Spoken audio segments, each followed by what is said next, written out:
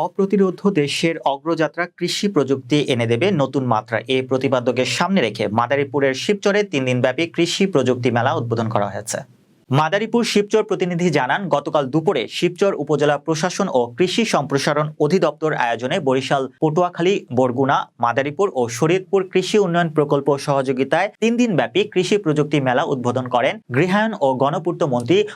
আম ওবায়দুর মুক্তাদির Chowdhury MP ও জাতীয় সংসদের chief whip নুরি Alam Chowdhury Liton MP. Madaripur জেলা প্রশাসক মারুফুর রশিদ খানের সভাপতিত্বে আরো উপস্থিত ছিলেন মাদারীপুর জেলা পরিষদের চেয়ারম্যান মুনির চৌধুরী, গৃহায়ন ও গণপূর্ত মন্ত্রণালয়ের সচিব মোহাম্মদ নবিরুল ইসলাম, শিবচর উপজেলা পরিষদের চেয়ারম্যান ডক্টর মোহাম্মদ সেলিম মিয়া, শিবচর উপজেলা নির্বাহী কর্মকর্তা Abdullah Al Mamun, upazila vice chairman BM. Ataur Rahman Atahar Bepari, upazila মহিলা ভাইস চেয়ারম্যান আয়েশা সিদ্দিকা মুন্নি, সাবেক মহিলা ভাইস চেয়ারম্যান ফাহিমা আক্তার, উপজেলা কৃষি কর্মকর্তা মোহাম্মদ রফিকুল ইসলাম উপস্থিত ছিলেন।